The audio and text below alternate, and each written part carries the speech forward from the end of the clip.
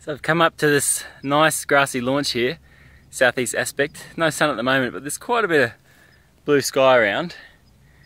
But there is a bit of precipitation in the forecast. Light winds at the moment, a lot of the clouds are moving, southwesterly, I guess. But yeah, I'm still happy I came up here rather than highway bashing. But it was a tricky decision whether to go over the pass and fly to Paso Bonita or to come up here and try my luck.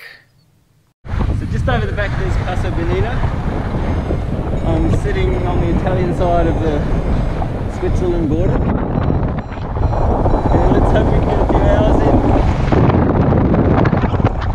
Good flying! Woo! Up a bit, and it looks pretty gloomy ahead. There's some sun here, so I can get up a little bit higher. I guess that's my next move. On the high ridge I was sinking out, so I was forced to cross the valley, and here it was shady, so I had to wait. Day's too young to give it up. Whoa, slippery grass here.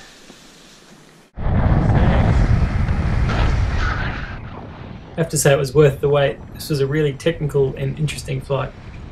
I guess I say that about just about every flight in the X-Alps. Oh, really tricky flying. I've been trying to follow convergence along this ridge. There's wind coming over, and it's also coming this way.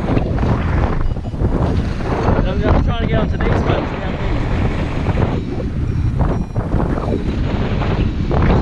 Getting as high as I can at every opportunity, obviously. It's good fun. Pretty nice scenery too. So a bit windy. Coming across there, all the wind funneling through that gap, the San Bonita Pass. I was pushing a 3/4 bar and I was going on a 45-degree angle to my heading. Crazy. Well, there was sink in front of me, so I pushed down, and there's some kind of convergence going on here, so I'll just take it where it leads. Some more nice views again. Off a weak climb, and I've just spotted another paraglider. It's way up there. Don't give up yet. Pretty shady as well. It's not raining. Really quick to keep that wind dry.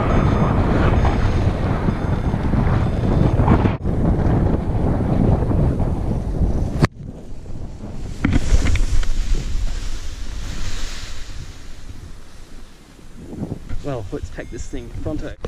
Completely dry and shower. Just below me on the slope was a restaurant where I waited for the storm to pass, but reflying proved very difficult, and in hindsight I would have been better off pushing down the valley and setting myself up for a long glide. A lot of the local Engadine pilots were impressed though and tried to help. It gets more and more bizarre. It's just very strange air in here.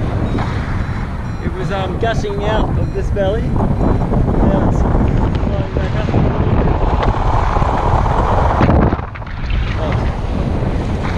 I'm just trying everything. I think I'm still at launch right now. I got a couple hundred meters above earlier, but then it got a bit too windy across the slope. So I pushed into the wind this way. Strange. There's another pilot down there though, that's even stranger. We launched from over there. G'day, we got your dinner ready. Some locals tagging along. G'day. Hi there. G'day. That little hut with the lid, with the keep going. Am I famous? Yeah, well. So it's been a frustrating day today. I woke at 7, well I left at 7, thinking that was well early enough to get a thermic flight. In hindsight, I should have forgotten about the thermic flight because it clouded up and I was in cloud and rain for hours. So I took off late, lost about, I don't know, 1,000 meters, and had to wait for it to start to work, and it didn't really ever get beyond week. Just got to go into Canungra or Sunnydale, flying slow, desperate, tiny little things.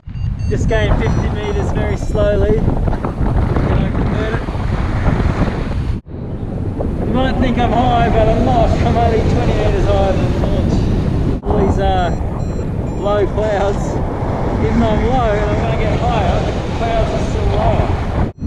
The slow climb here, but I'm pretty desperate, so I'll take any kind of climb. And a lot of cloud. I don't know how Seb Hoover got over. I'm up this wall and I crossed from there. Gained a bit of height, lost it again, and then I've come back. I was all over the shop, but I don't know what to do about getting over these mountains.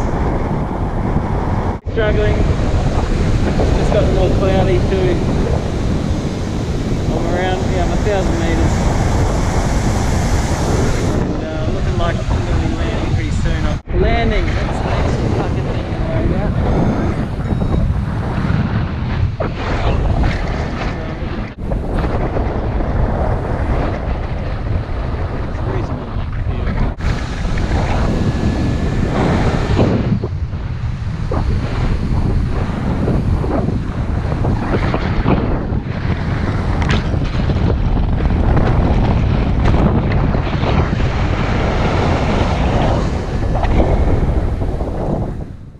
I had to do everything right here, stay away from the road, swing underneath the power lines, swing back around this little hedge, and then pop it down just before getting back to the road.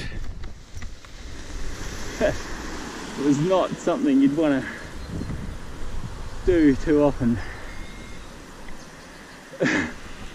Bloody hell. So I had a really tight landing and then walked up and restocked with Mum and Ben at a tiny little village on the way. And now they've sent me into the storm. So there's thunder rumbling away. There is a little village up here, and despite me liking to go new places and not go the same way as everyone else or as the way I've previously been, this is the exact trail I went on last X-Alps.